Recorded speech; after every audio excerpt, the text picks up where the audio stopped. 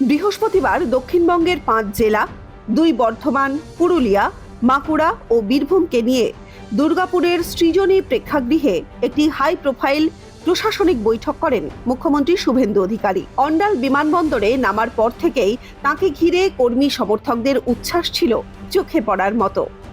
এরপর একটি জমকালো রোড শো করে তিনি সভাস্থলে পৌঁছান, যেখানে প্রশাসনের শীর্ষ আধিকারিক ও বিধায়কেরা উপস্থিত ছিলেন।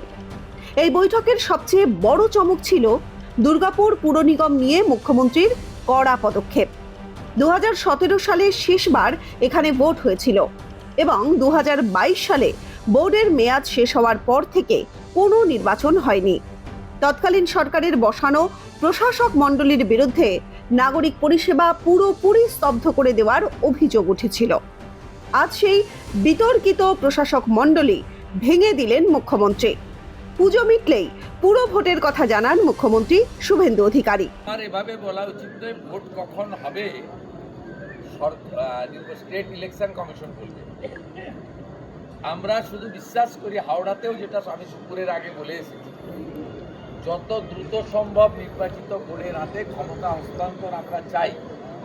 দুর্গাপুরের মানুষকে আমি আশ্বস্ত করতে চাই, দুর্গাপূজা বা কালী পুজোর পরে যে কোনো সময় নির্বাচন করার বিষয়ে সংশ্লিষ্ট দপ্তরের মন্ত্রী অগ্নিমিত্রা পাল বা রাজ্য সরকার আমরা সহযোগিতা করব স্টেট ইলেকশন কমিশনকে। তার আগে ডিলিমিটেশন, চূড়ান্ত ভোটার তালিকা প্রকাশ এবং এখন যে নাগরিক পরিষেবাটা চালু করা দরকার, এই কাজটা করার জন্য আমরা নির্দেশিকা বলেছি এবং মাননীয় মন্ত্রী নিজে মনিটরিং করছেন প্রধান সচিবকে নিয়ে। শুধু একটা কথা আমি দুর্গাপুরের মানুষকে আশ্বস্ত করতে চাই, 2017 সালে আপনারা দুর্গাপুর কর্পোরেশনের ভোটে কেউ ভোট দিতে পারেন।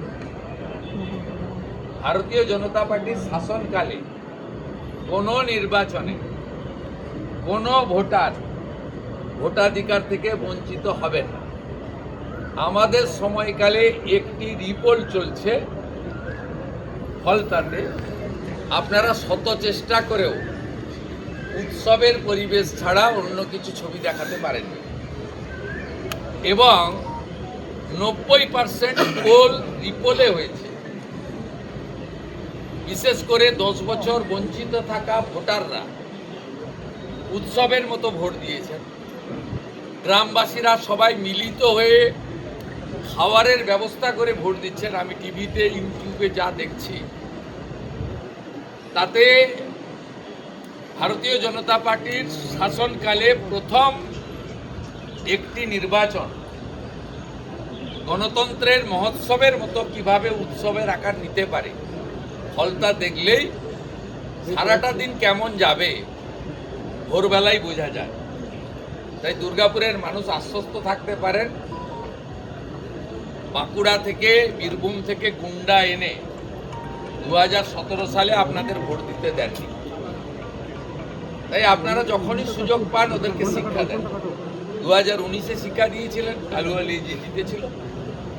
2021-এও আপনারা একটা সিট জিতিয়েছিলেন, আর একটা সিট খুব ক্লোজ 2000-2500-এ আমরা লস করেছিলাম। 24-এও দিলীপ দাকে লিড দিয়েছেন এখান থেকে 2টো সিটে। আর এবারে তো একজন 38, একজন 32, একদম হাত খুলে ভোট দিয়েছেন। সাপ নেই পবনজি, পুরা সাপ কাটে। মুখ্যমন্ত্রী আরও আশ্বাস দিয়েছেন, ভোটের আগে এই অন্তর্বর্তী সময়ে নাগরিকরা যাতে কোনো পরিষেবা থেকে বঞ্চিত না হন তার দেখভাল করবেন পুরমন্ত্রী অগ্নিমিত্রা পাল নিজেই।